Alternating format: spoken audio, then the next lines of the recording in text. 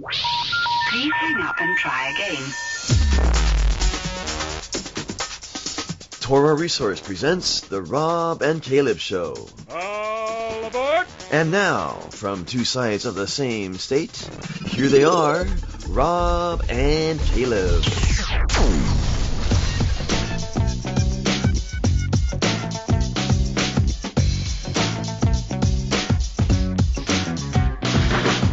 What up, and shalom. Welcome to the Rob and Caleb Show. My name is Caleb Hagg. With me, as always, Rob Van Hoff. What up, and shalom, Rob? Shalom. How's it going, brother? It is going well. I'm wrapping up all my preparations for this coming conference and hoping it's going to be pretty good. For those who don't know, Rob and I are supposed to be presenting papers at this year's UMJA, not to be confused with the UMJC. Supposed to be. And that is where I'm supposed to leave Tacoma, Washington tomorrow morning. However, many people might not realize this, but I am in the process of trying to buy a house with my family. And we haven't closed yet. And we were supposed to close yesterday. So it's becoming a little bit of a concern because I need to leave tomorrow morning. However, my house hasn't closed. So, praying about that. Anyway, we're actually, this show right now is being recorded before Wednesday. And so I apologize to everyone who might be in the chat room right now. We're not going to be looking at your comments and commenting because this is a pre-recorded show. And the reason we did that... Yeah, so if it seems like Caleb and I are totally unresponsive to the chat room... and if it seems like we're actually focused on this show...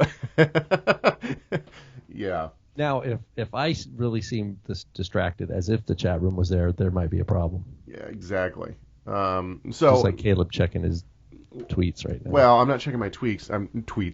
I'm checking to make sure that my mortgage officer hasn't called me. Okay. Or any other officers. Yes, exactly. Well, hey, no matter when you're listening to this or watching this, we want to thank you for tuning into the Rob and Caleb Show.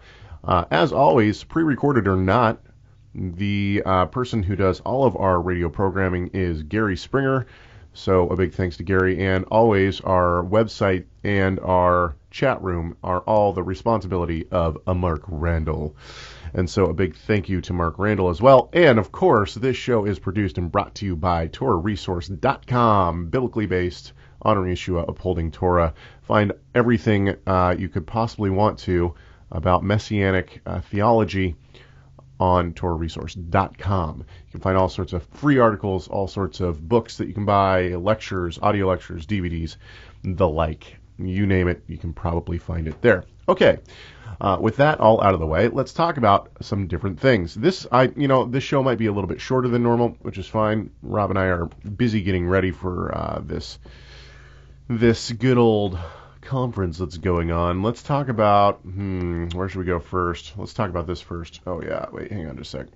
I apologize, I'm all discombobulated here. I'm trying to... What's going on? My computer is frozen up. I apologize, folks. Well, I'd like to talk about this, but my computer just froze.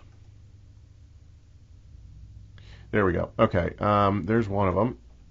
Let's talk about this. So several weeks ago, we did the show on Kabbalah, and a lot of people liked that show. It was, I think that a lot of people are dealing with different aspects of Kabbalah within their communities and whatnot. Somebody writes in on that video on YouTube, it says, "Is the tree of life from Kabbalah? What exactly is it?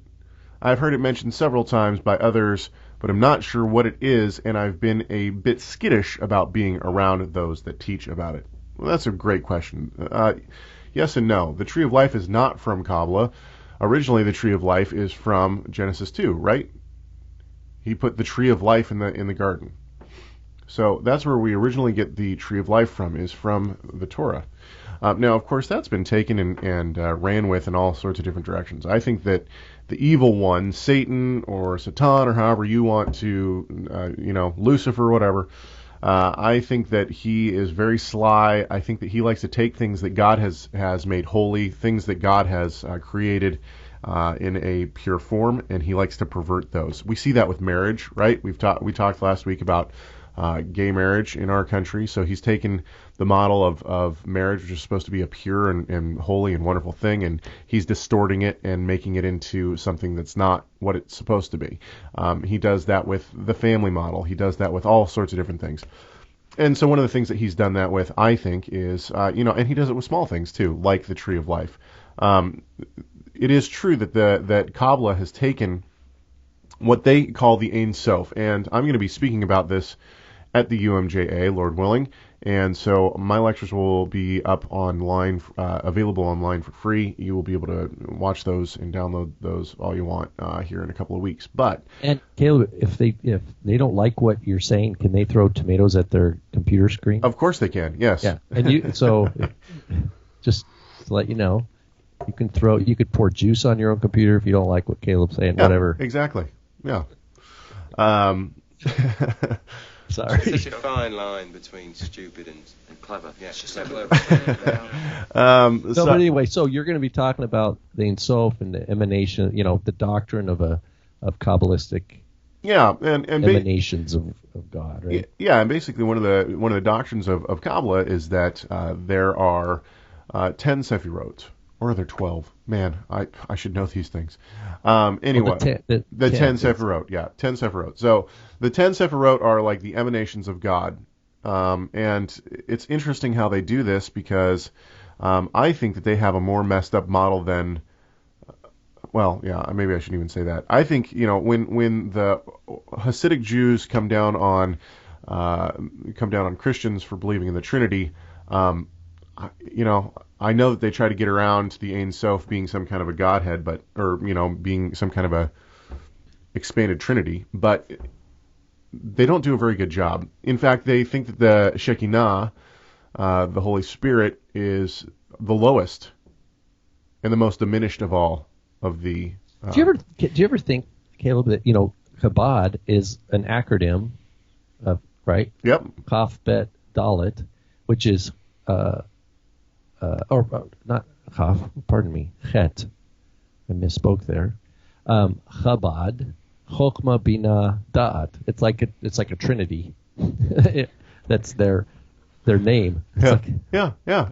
And that's like they call that like the crown or whatever of the tree of life. It's like at the top of the tree of life. It's the initial emanations of the Ein Sof. It's a whole philosophical doctrine.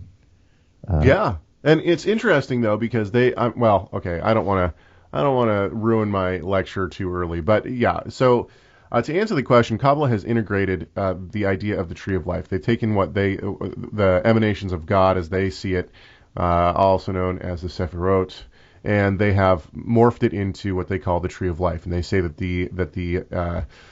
these emanations, these Sefirot, are in fact the tree of life. However, you see this all over the place. It's not just with the Sefirot. For instance, the person who is responsible for the Hasidic movement, Rob showed me a picture the other day, which was very interesting. The Baal Shem Tov, as he's referred to, he has his family tree.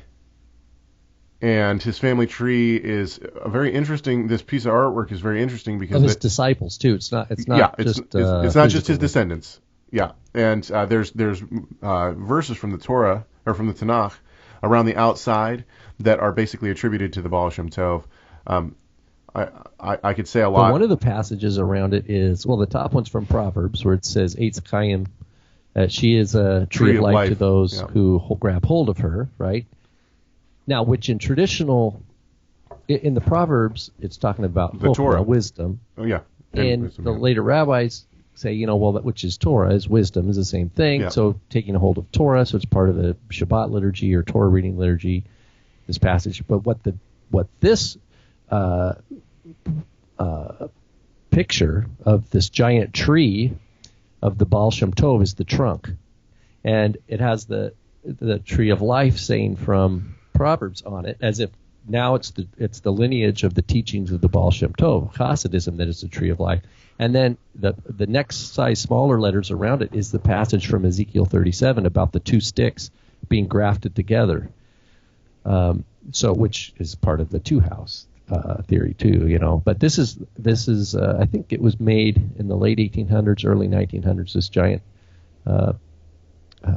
image of the tree of life as the Hasidic teachings as coming from the trunk of the tree, Baal Shem Tov, and that's where life is for Hasidism. We should also say that within Orthodox Judaism, if you take out the Hasidic part of it, within Orthodox Judaism, the Eitz Chaim is known as is considered the Torah in some sects. The Torah is considered the Eitz Chaim. Right. So it's not just, you can't just say, oh, the Eitz Chaim is a Hasidic, or a Kabbalistic belief. I would like you said, it's in Genesis 2, the tree of life. It's a biblical concept that then takes on different worlds, different connotations by different communities. Yeah, exactly. Okay, so this person goes on. This is good. I wish I knew this person's name, because I'd reference it, but I don't. So this person, I don't even know if this is a man or a woman. I'm sorry, whoever wrote this. Okay, also, this is a great question. Matthew 11:14. And if you are willing to accept it, John himself is Elijah who was to come. Makes it sound like Jesus is saying that John actually is Elijah. In the show, Caleb says that John is one like Elijah, or he is the representative of Elijah. But to me, that is different than saying John himself is Elijah. Is there something in the original language of the text that did not get translated correctly? Should the translation of the verse actually be John himself is one like or one representing Elijah?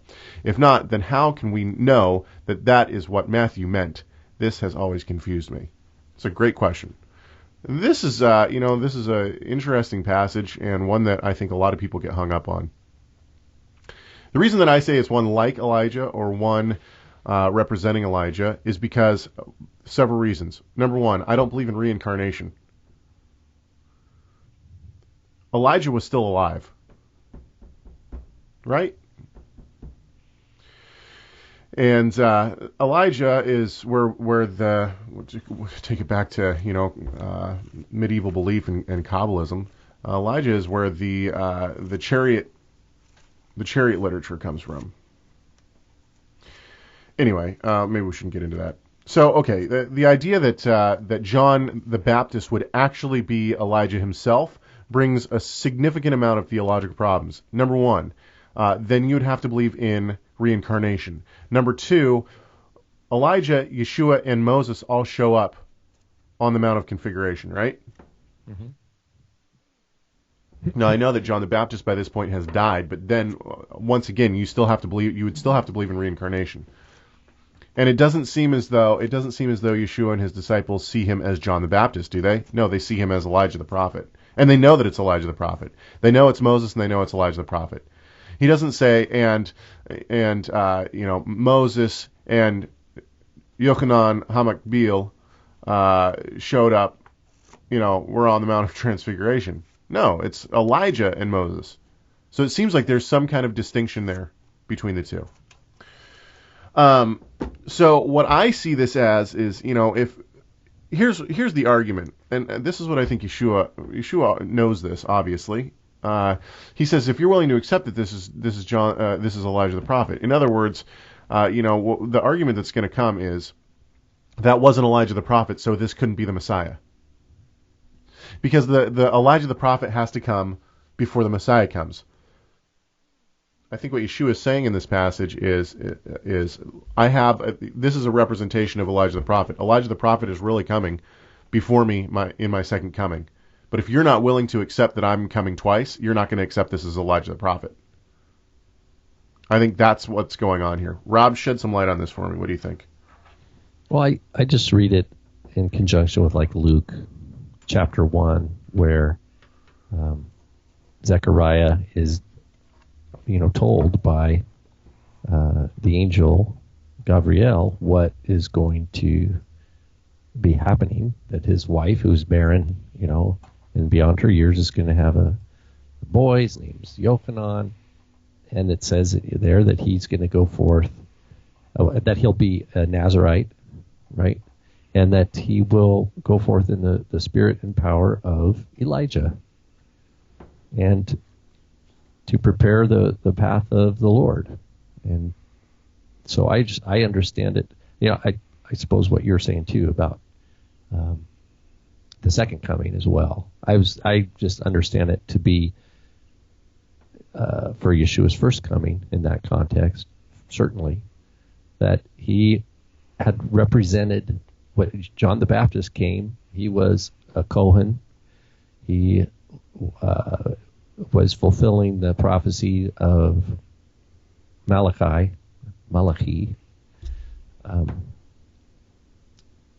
And I don't know. I don't take it like when he says he was Elijah. I think we need to look at the larger picture there. Well, and I think you have to take all of Scripture into account. You can't just take, this is one of our hermeneutical facts that we build, within a historical grammatical interpretation of the Bible. This is one of the hermeneutical points that we rest on. If you don't take that hermeneutic, that's okay. That's up to you. However you want to, make your hermeneutic. But this is one of the hermeneutical principles, which is that you can't build doctrine on one verse. You have to take all of Scripture as a whole. And almost for every doctrine, there's at least two verses within the Scriptures that are going to support it. There's two witnesses, right? So we have to look at all of Scripture. We're told that man is appointed to live once and then comes death. So Elijah could not have died and then been reincarnated, come back as John the Baptist. That goes against everything that we know of in the Scriptures. And then to be beheaded as John the Baptist, and then to appear at the Transfiguration as Elijah again. See, now we're going to get into some theological issues, because the question is then what was Moses doing there? Because Moses died before entering Israel, right? Before he crossed over. And so my thought is that when Yeshua resurrected, and this brings up another point. This brings up another theological issue. If Moses was dead and he was on the Mount of Configuration, then it would seem to me that Yeshua and the disciple, well, Yeshua could have because he was resurrected, but the disciples certainly could not have interacted with him because it's against Torah to converse with the dead, right? Necromancy is against Torah. So then the question comes: was Moses actually dead? I think that when Yeshua rose from the dead, it says that that many graves were opened and many walked among the people again. I think that Moses was one of the resurrected. Anyway, so I think that Yeshua was in a resurrected body. I think Moses was in a resurrected body. Elijah, however, he never dies, right? He's taken up in the chariot. So whether or not he was resurrected or he just continues to live because he hasn't seen death yet, who knows? Yeah, it's a mystery. And it's all speculation. Yeah, it's all speculation. So we're all speculating here. Somebody sent me a sound clip this last week, and it's a good one, but I haven't been able to bump the volume loud enough. Tell me if you can hear this. Once again, things that could have been brought to my attention yesterday! It's awful quiet. It is awful quiet. I'll have to work on it. Okay, let's keep going. So we're going to talk about... One other thing. How did Yeshua takes 3 disciples up with him. How did they recognize Eliyahu and Moshe? I don't know. Hey, that's Moses. Hey, that's Elijah. I remember him from my coloring books. Well, maybe there's a lot of stuff that didn't make it into our apostolic scriptures. Yeshua could have been teaching him the whole time. They could have had conversations with him. There could have been conversations and whatnot that went on. Obviously, that wasn't the entire story in its entirety. So something else must have been said. They must have been informed at some point or realized. Maybe they just were given the supernatural knowledge instantly that this is who they were. I think that there was more going on, though. I think that Yeshua, it says that he taught on the road after his resurrection. He's teaching them he's teaching the two disciples from the Torah all about him, about himself and the resurrection. I think that carried through for the next 30 days. I think that basically it was like all of a sudden their eyes were open, and he was able to teach Torah and Tanakh to them on a level that they had never been taught before. So they were just drinking in, for 30 days straight. Everybody was just hanging on his words. Pardon me. Okay. 40 days. I'm sorry. I said 30. I said 30 twice. I meant 40 days. That's what I meant. Okay. I can't believe that we're even going to have to talk about this on this show. I didn't even know it was real. This is so stupid. Seriously. I'm trying. Did you get that clip? Did you get the audio clip I suggested? I forgot. I apologize. We can find it, though. Hang on just a sec. Let me find it again. I don't know. Yeah, I think Mark posted something on the internet, and I went and looked at it, and I'm like, you've got to be kidding me. Yeah. This is... Apparently, there are people who believe the world is flat. Right? That's what we're talking about. Well, yeah, and it's becoming more and more of a. It's not like okay. Granted, it's a fringe group, but it's not just Messianics. However, it is definitely creeping into its way into Messianic. Wait a minute. So there are Messianic believers in Yeshua.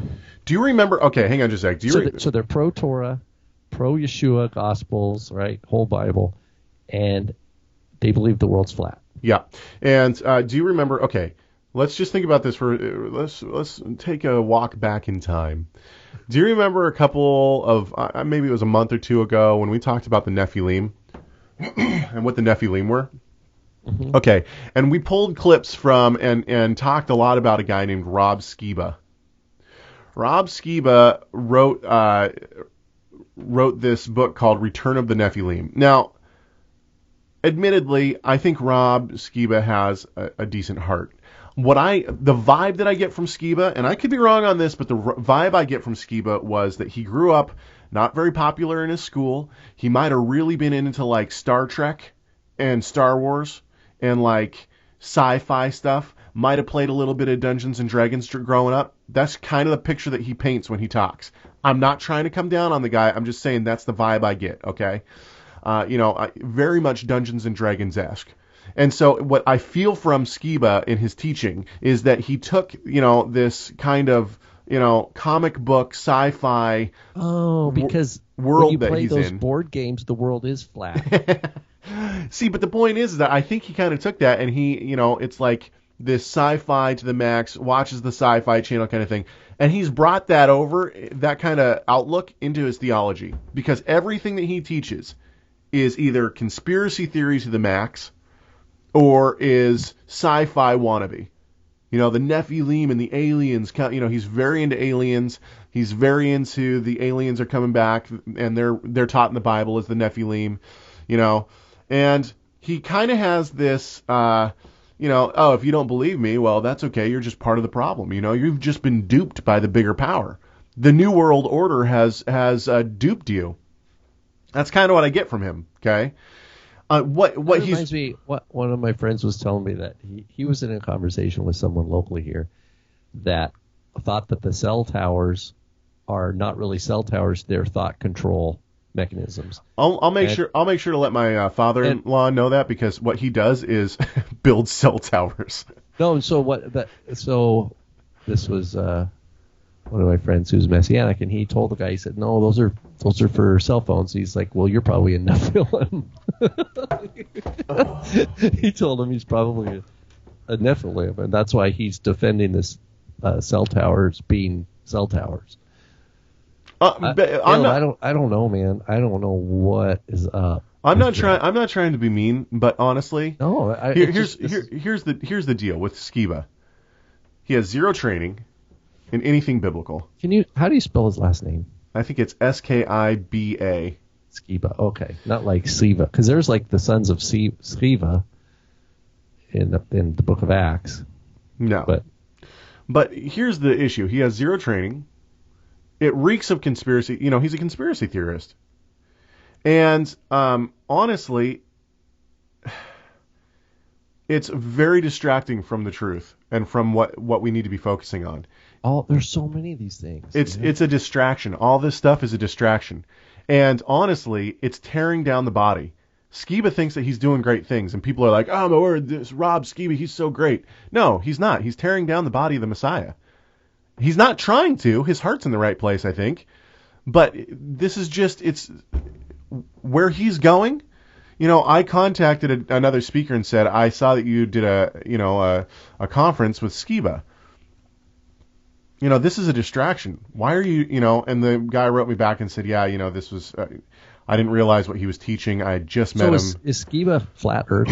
Yes, he's getting there. He hasn't gone full, he still says, the last thing that I listened to, Skiba said, I've just started looking into this. I'm not 100%, I don't have it all worked out right now, and basically what the argument is that the Bible doesn't teach around Earth. So instead of looking at science, what we should do, or looking at, and even more so, it all breaks down to conspiracy theory, because what the conspiracy theory is on this, and I'm sorry for everyone, all of our listeners out there who are having to listen to such nonsense, but what the conspiracy theory is that NASA is a governmental organization that was created for the sole purpose of covering up the fact that the Earth is flat.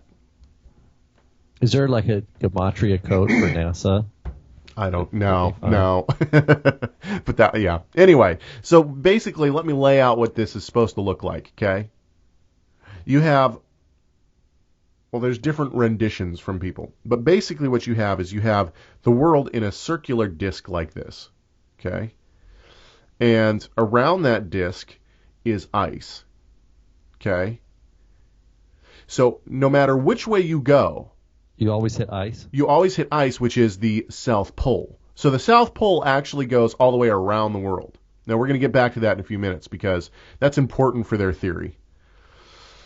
So when they talk about one of the things that I first went to was, okay, there's a documentary on Netflix. This 14-year-old girl was the youngest girl in the. How do they know it's not the North Pole that is the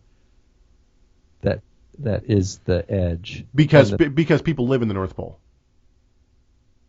Oh, it's like people living in the center of the circle. Yeah.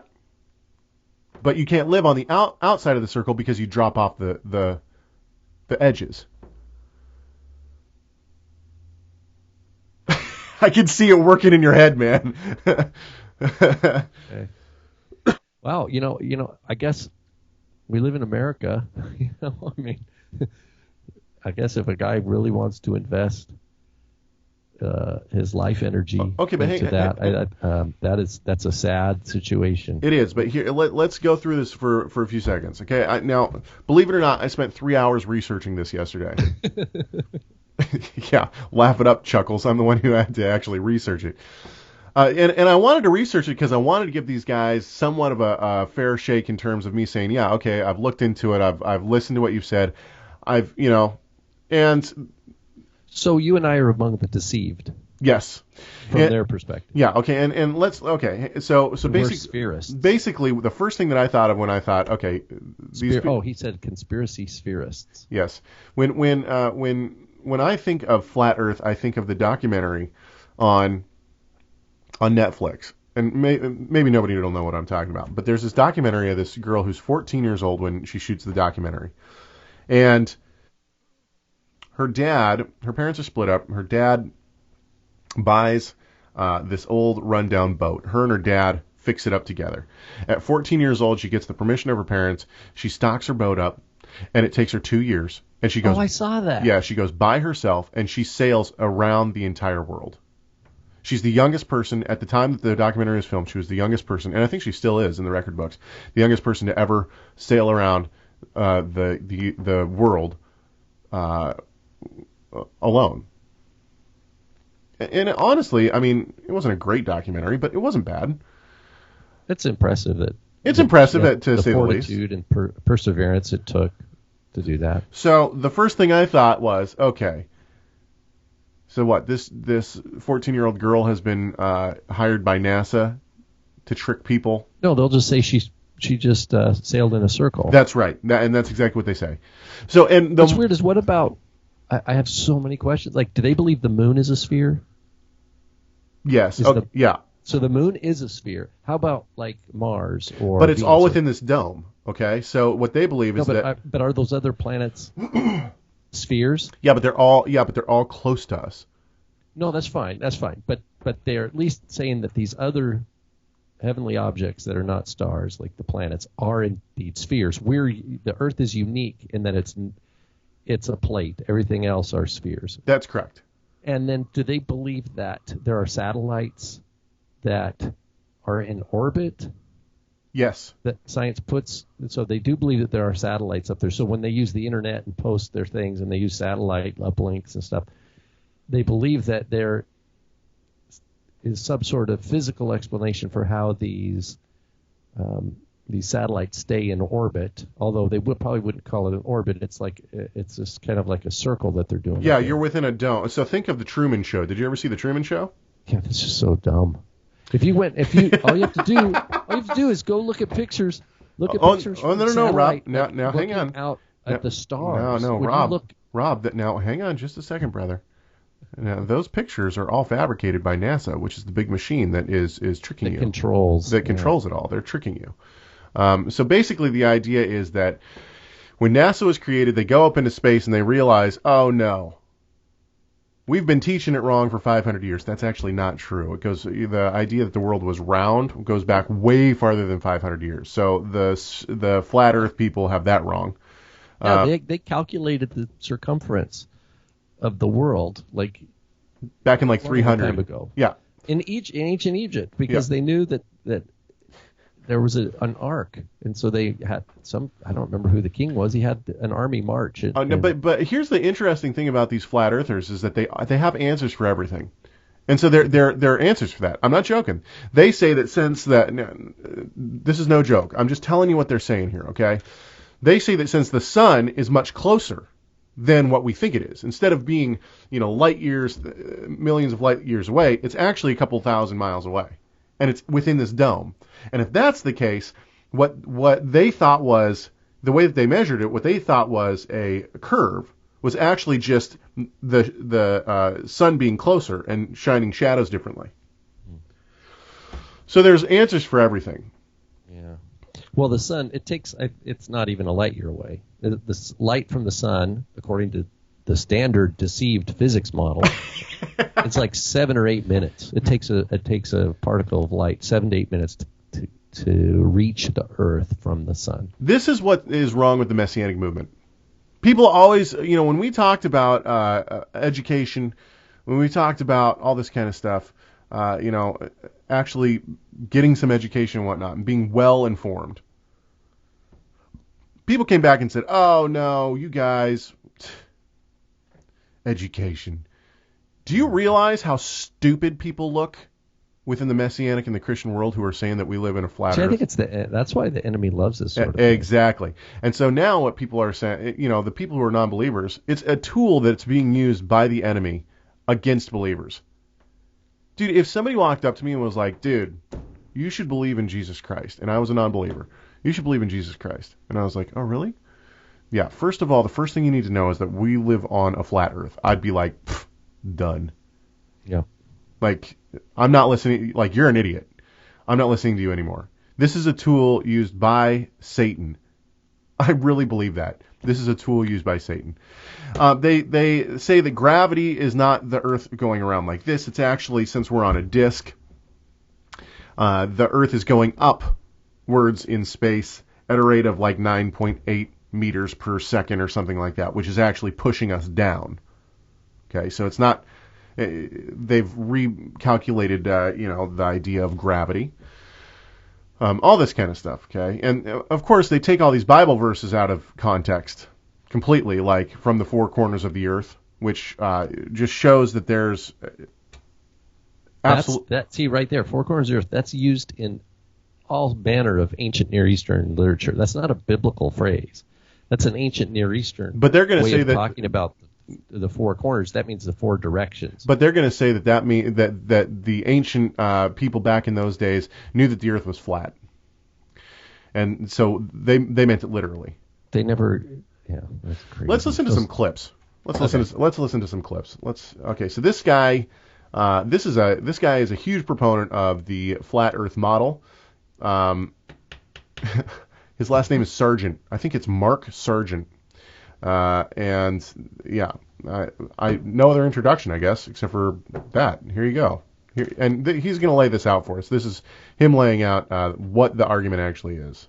The short version, it goes under the assumption that the model that was introduced to us as the globe 500 years ago, roughly, depending on when you want to. Okay, hang on just a sec. I got to get my sound clips out here. First of all, he's wrong. The model was not given 500 years ago. That is an incorrect statement. And so, if you're going to actually try to be taken seriously on this stuff, you should probably do your history. It goes under the assumption that the model that was introduced to us as the globe 500 years ago, roughly, depending on when you want to, take that in, was artificially put in there. The first 4,500 years of our history, in every religion, every culture, every tribe, everyone believed that the world was a flattish surface that was enclosed by this giant canopy, and where you saw the stars and the planets, which were really just a very, very well rendered art image, and that the sun and the moon were much smaller and hovering above our Earth. It was a giant Truman Show simulation. Yeah. And then 500 years ago, that changed. The scientific community, and whether or not it was artificially put in by a higher power, or the creator, the builders, whoever, both science and religion latched on to this, and they kept it going. The globe model was introduced, and for 20 generations, that's what we taught people.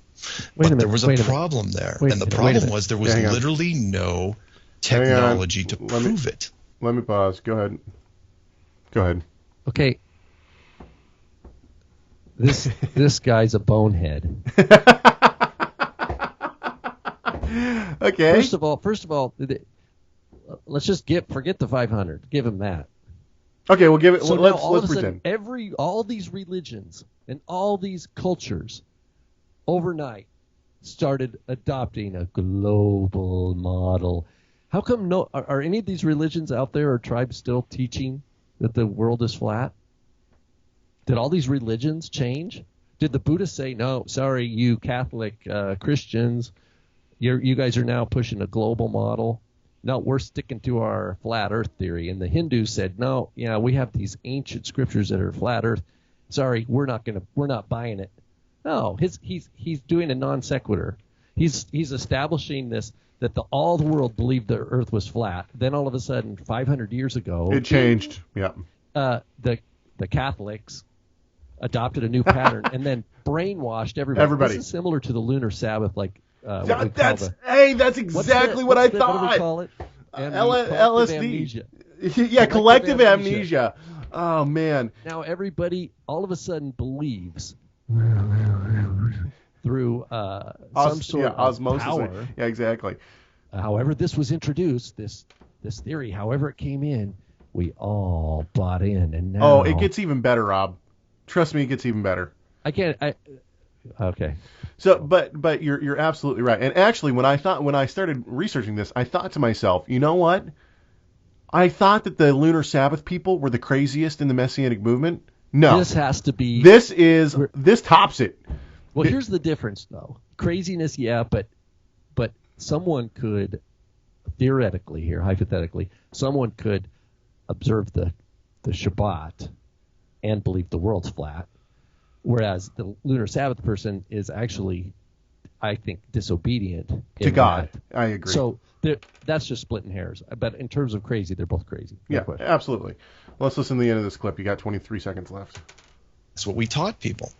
But there was a problem there, and the problem was there was literally no technology to prove it. The question is, okay, let's say you go up there. NASA was formed in 1958. Let's say you go up there and the Earth isn't exactly what it looks, what you think it looks like, what you've been putting in classrooms, for generation after generation.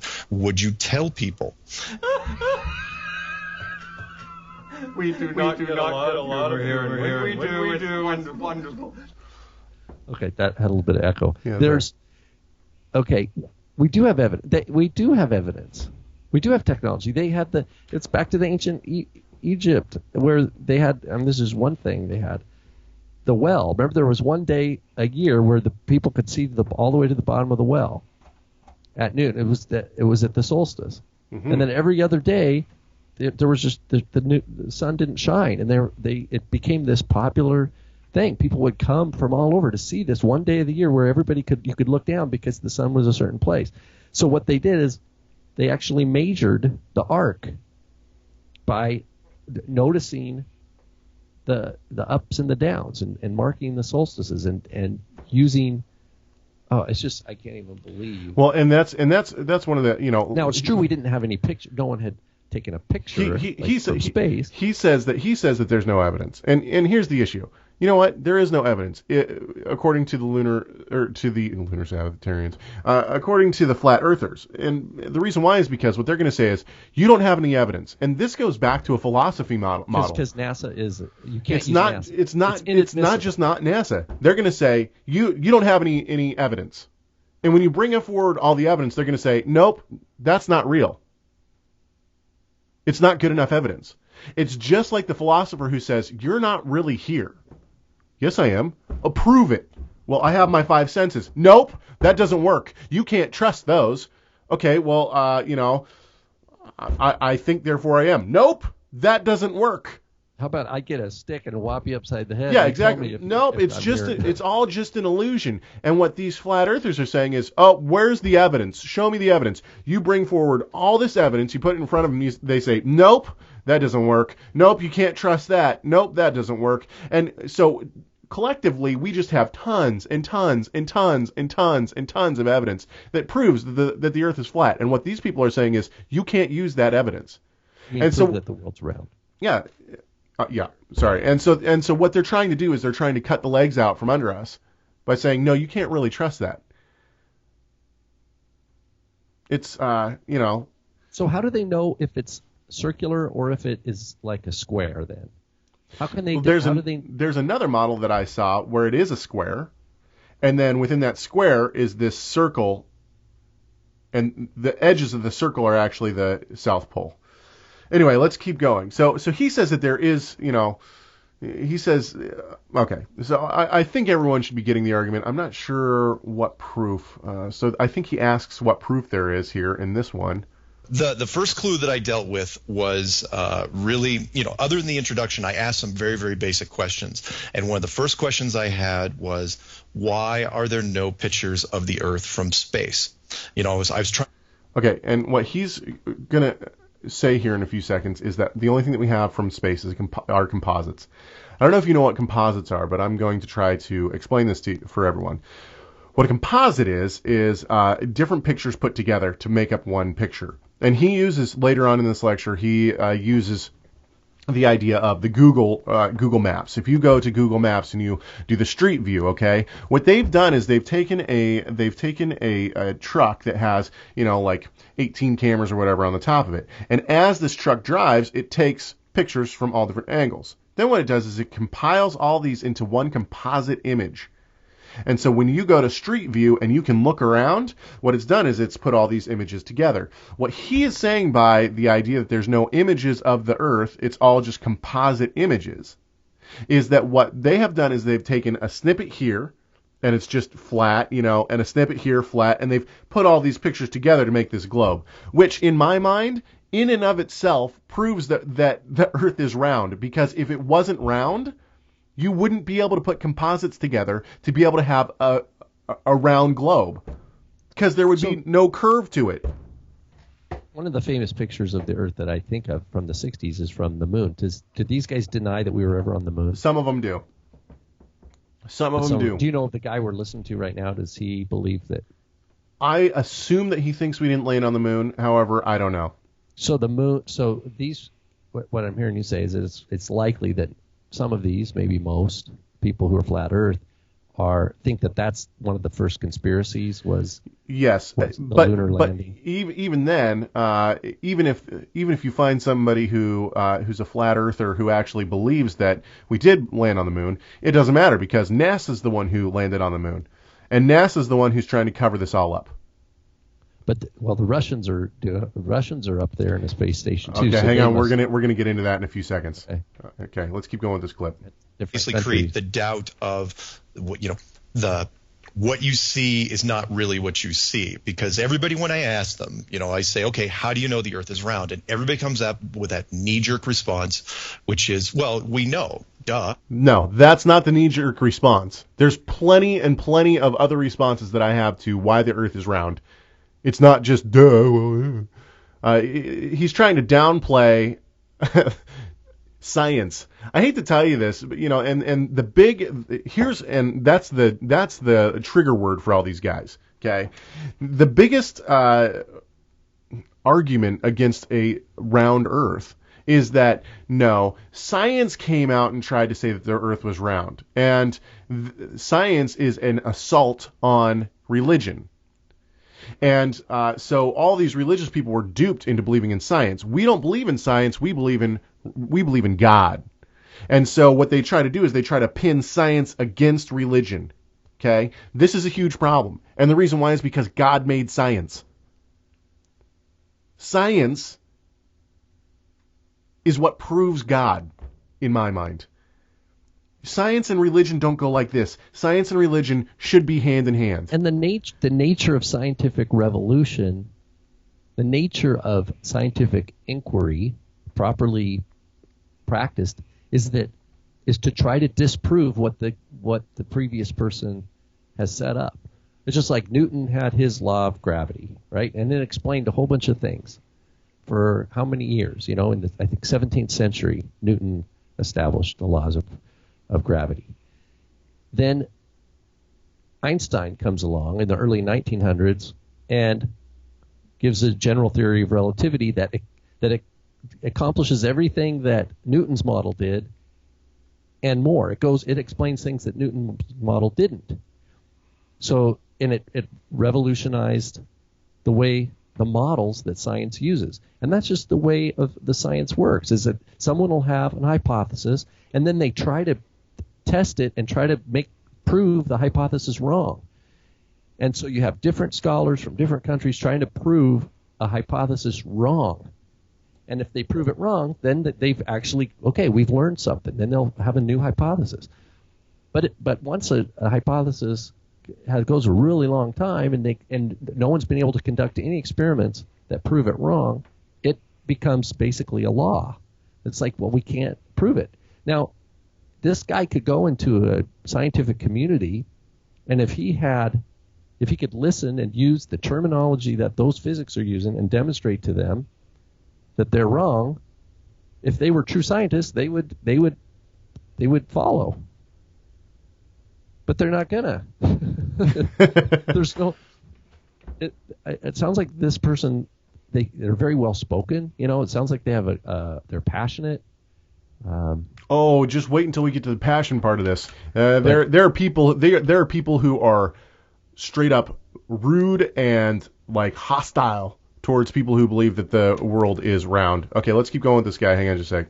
An idiot. Why would you ever think it's not round? I go, okay, other than fire burns and there's gravity, how do you know that the Earth is a sphere?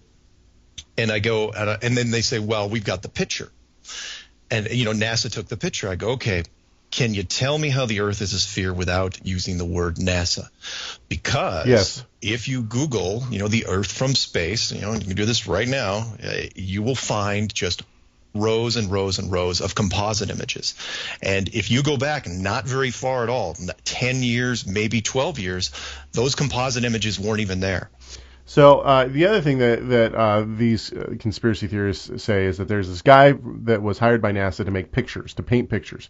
These pictures look so real, and that these are actually the pictures that we have of Earth, are these paintings. They're not actually photos. Okay, let's go one more. Okay, what different? It's almost like he's making this as a qualification for something, like. You know what I mean? Like if you are a flat earther and you try in any way, shape, or form to teach anything anywhere, I will discount you. I will not believe anything that you've said. Because if you're going to buy into such nonsense, then obviously your scholarship is beyond. This right here, the fact that Skiba would even, he was discounted as any kind of a teacher in my mind long before this for his views of the Nephilim and aliens. And people don't have to even believe in God to believe in flat Earth. No, of course not. But the right? point, this is not just something among people who believe, there's one of two things that are going on. If you believe in flat Earth, I believe there's one of two things going on. A, you are an ultra conspiracy theorist, or you have mental problems. That's the two options that I can see for someone believing this. You're either an ultra conspiracy theorist or you have mental problems. There's something not clicking right upstairs. Okay, I got one more for you. Listen, and now, okay, we've listened to two clips from this guy, Mark Sargent, okay? Here's the deal, though. Listen to the way that he conducts his research on this kind of stuff. Listen to the way that he puts this kind of stuff together. Okay? If you keep going down through all the different shapes, he's talking about maps right now. Okay? And the site that he's on is WikiHow. Okay? And I don't know if people are familiar with WikiHow, but wiki pages are created by people. Anybody. Yeah. You can put information into these things, okay? I could go in and edit it, okay? Listen to his reasoning here. So he's talking about maps that we have on the internet and the shape of the different maps, okay? If you keep going down through all the different shapes, you'll get into circular maps. But only one of these is a top-down perspective that shows the continents in the center, surrounded by an unbroken ring of ice. In Wiki, it's called the azimuthal equidistant. And just to make it easier, I'm going to abbreviate and call it AE for short. Why is this map so interesting? Yes, why? Well, if you're looking at the Wiki page, you'll spot a few reasons. The first is that in the notes section of the map, and I quote, used by the USGS in the National Atlas of the United States. Okay, hang on. Now this for this guy, this is a huge breaking point in his theory. So he doesn't understand the difference between primary sources and secondary sources and how a wiki page and how to even conduct research. No, so in the notes on the and now I went to this page to look. Is a person who's highly conspiracy, high internet consumption. Yeah, exactly. This person is a high level of their intellectual mind has been come through dumpster diving. That's exactly right. They're malnutritioned. They haven't had any good teachers in their life, and that's sad. Yep. Okay, hang on. Let's keep going. He's going to explain this more. Okay, so right now we're talking about the notes section on a wiki page. It also mentions that it is used as the emblem of the United Nations. Oh wait, hang on. Oh.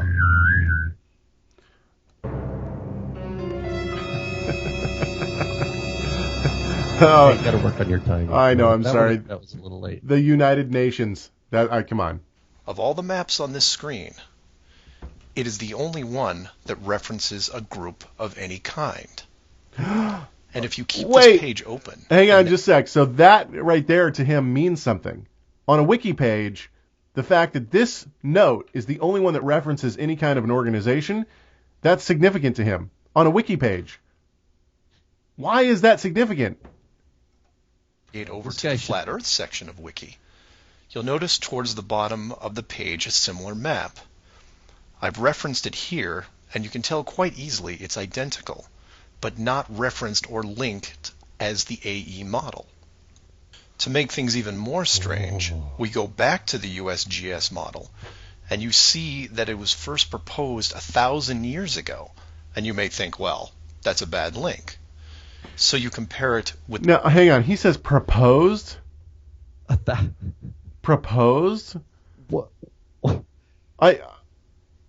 This guy, So a map was written by a dude 1,000 years ago who was a flat earther, and this guy is so all over the place. Is the North American continent even on on and the North and South America continents on the one that was Yes. 1,000 years ago? Yes. He said. Yeah, it is. Why didn't Columbus just look at that guy's map? Couldn't he looked it up on the internet? I think the internet's older than. Yes, of course. Seriously, Caleb. A lot of people think the internet's only been around for like. Okay, let's really talk about how big of a conspiracy theory this theory is. Okay, this is what you would have to buy into if you want to believe in a flat Earth. This guy, Sargent, and other people believe that in the 50s, this explorer last named Byrd went down to the South Pole, and he found out that he assumed that there was this piece of land that was larger than the United States itself down in the South Pole, and he said that there was going to be there's all these resources for us. There's oil, there's all this different stuff, okay? And this guy's well documented, okay? And he basically gets all these different governments to come down and start posting up shop, okay? The Russians, the Germans, the Americans, all these different people are coming down. They're going to go in, they're going to tap into these untapped resources, and it's like this fight for land down in the 50s, okay? And so what he says is that they all went down, this is like the fourth expedition that this guy Byrd is on. They go down, and all of a sudden, without any explanation, they just leave. All of them just leave, and they sign this accord saying that none of them are going to go beyond the outer borders of the, do anything down in the South Pole besides, the outer borders of the South Pole. So, in other words, people can go and visit the outer borders of the South Pole, but no one can go to the land itself in the South Pole and do anything there. And this is going, every nation has signed this. Every nation that becomes a sovereign nation is going to have to sign this. All blah blah blah. Okay. What he says is, well, what really happened was that they all got down there and they looked over this ice wall and they found out that, oh, you know what? The Earth is actually flat and this is the edge of it. How does he know that? Because there's no explanation on why they just leave. Wait. Apart from him trying to make up an explanation, how does he know that is what? He doesn't. Did any of the people tell him that? No. He doesn't. Oh, so he doesn't really know that's the edge of the world. He's just, it's a hypothesis. Exactly. But here's the other issue with that, okay? Here's the other issue with that. And this is the issue, whether or not you believe in the whole South Pole edge of the Earth thing or not. America and NASA is an American company.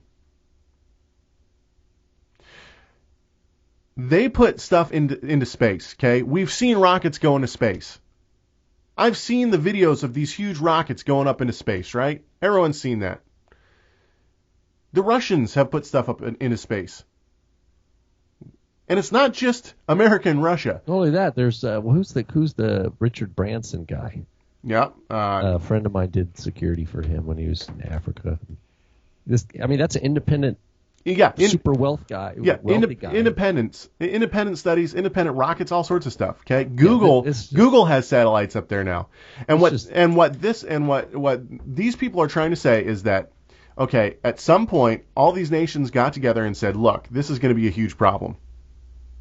We've been teaching in our universities, our schools, everything for hundreds of years now that the Earth is round. If people find out that the Earth is actually flat, it's gonna make everything look bad. All the universities are gonna look like they don't know what they're talking about, all this kind of stuff. Okay, and so what happened was all of these nations who have done any space travel ever have said, okay, we're gonna keep the lid on this. So they all agree. Oh, and during the Cold War and all that kind of stuff, it doesn't come out. It's not like Russia said, "Oh, by the way, your government's hiding something from you. The Earth is actually flat." So this guy, he asks people, "Well, how do you know? How do you know?" He puts that question. That's what I was asking it that way earlier to someone who says the Earth's round. Well, how do you know? If you go to any of these edges of his argument and say, "How do you know?" He's going to just say, "Well." He doesn't. He's making up conspiracy theories. He's going to say because the Bible says so. They all got together. He's going to say because the Bible says so. And I'd say, show me in the Hebrew. Yeah, exactly. And he's going to say, well, I'm using an English translation. He's going to say four corners of the earth. I'll say that's outside of the Bible. That's just a way of talking an idiom from the ancient Near East.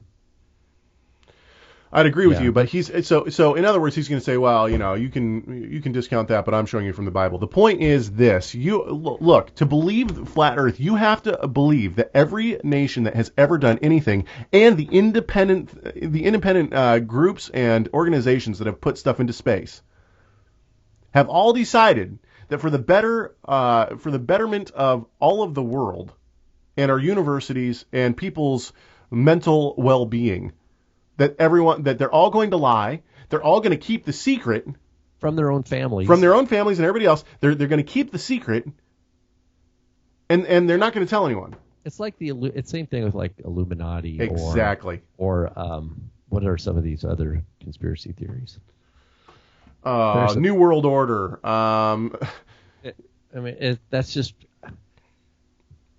That's too bad. Okay, so then we have stuff like this. Our friend Mark Randall, who runs our websites and runs the chat room for the Rob and Caleb show, he's going back and forth. Why does Mark? Does he maybe he's friends with these guys? I don't know, but he made a post on this thing. This video is just this whole thing is just so stupid, and he's going back and forth with this guy named Ty. I don't know who Ty is. From the post that Ty makes, I think he might have some mental issues. I think he might be unbalanced. Listen to this. So Mark says, funny thing is, that is us, they're actually going to talk about this nonsense on TR Messianic Radio this week. Should be fun. Robert Van Hoff and Caleb Haig from the Rob and Caleb Show will have some interesting things to say about it. And, of course, I'm sure you'll see it as all a conspiracy and more lies. This guy, Ty, writes back and says, perhaps you just need to set aside your globalist indoctrination, allow Scripture to be true, and investigate the facts, in bold letters, and not the unsupported suppositions of the largest occult religion on earth. Repentance He's saying you guys are buying into a conspiracy theory. Yeah, but he says it's a religious and then cult. He's substituting an alternative conspiracy. Yeah, exactly. So in other words, Caleb, you've bought into a conspiracy theory. You're buying into this whole thing that the world's a sphere and all this stuff, but really, you don't know the truth. Yeah, listen to this. He says repentance is in order, not the sophomoric behavior on open display in this post. I honestly think this guy might have some mental issues. So people need to. So the message is that you need to repent from believing that the world is spherical. Yes, because that's an occult religion. That's what he's saying. Yes, and this is why I think there might be some mental problems. He's using the internet and email and probably cell phone. Oh boy.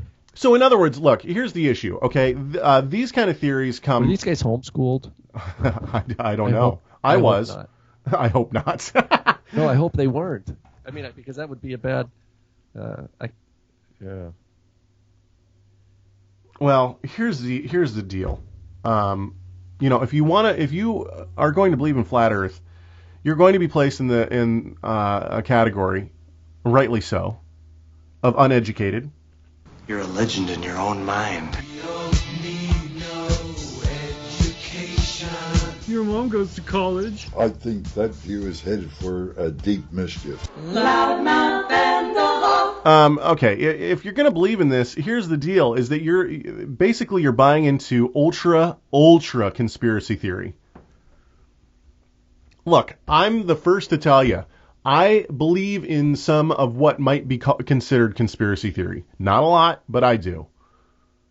Okay, I'm not even going to mention what it is because there's controversial things that I believe in. But to say that the Earth is flat, this is not just a conspiracy theory amongst a couple of people. It's not like, oh, this government organization did this government organization bought into it, and now they're controlling this, and, the United States presidency is in control of something. No. This conspiracy is a conspiracy theory that has to span the entire world. Right. Every major government that has done any space work, any major company, such as Google or other organizations that have put things into space, They all have to be a part of this conspiracy for it to work. And not only that, but you have to have it so that everyone who knows the truth is a good secret keeper. And not just a good secret keeper, a really good secret keeper. It just doesn't happen. It doesn't work that way. This is why people think Christians and Messianics are idiots. Is because of nonsense like this. Don't buy into it.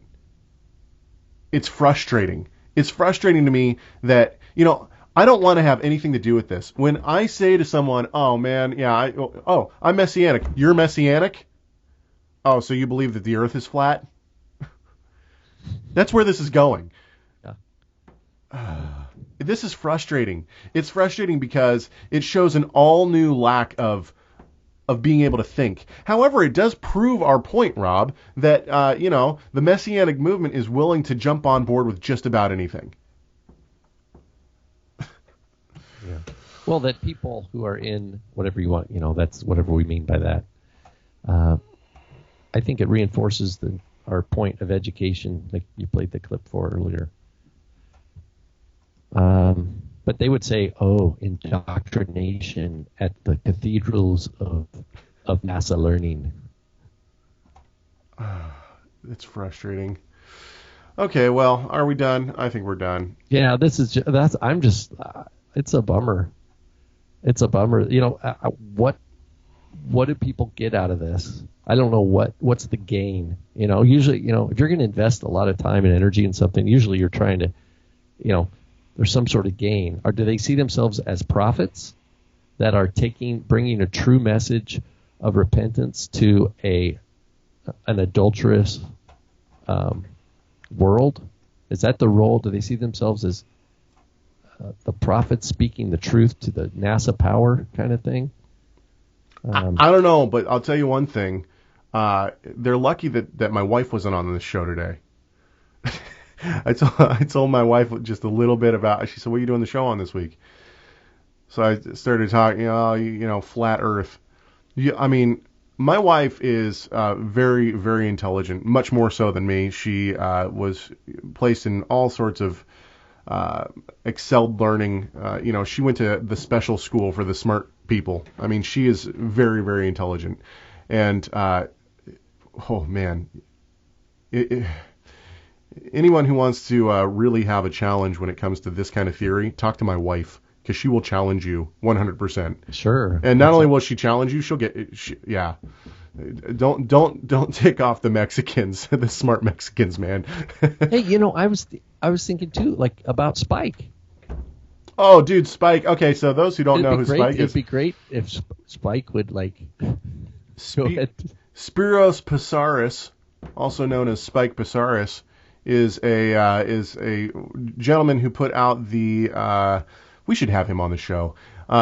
He put out 2 DVDs so far. He's putting out a 3rd DVD. They're called Our Created Solar System, and he's done very well with them in terms of the content and everything. And basically, it shows from a scientific standpoint why creationism works as opposed to evolutionary theory. And if you haven't seen the DVDs, they're absolutely excellent. He worked. I forget exactly, his background. Anyway, we should have him on. But he's well aware of the people who believe in flat Earth, and he just shakes his head, and he's just baffling. We should have him on. All right, everybody. I think is that going to do it for us? Yeah. All right. Well, hey, everybody, please be in prayer for us while we are over at the UMJA conference. If we offended you today, well, that's probably because you believe in flat Earth, and I don't really care. Be offended. That it doesn't concern me. But otherwise, please hold on to truth. Don't be duped by all this nonsense out there. But please do be praying for us as we travel out to the UMJA conference and we speak there. And keep sending us emails, people. We really, really appreciate it. It gives us good content. And we hope that if there was people in the chat room today, we hope that you had a great time in the chat room. We hope that it glorified our great God and Savior, Yeshua, the Messiah.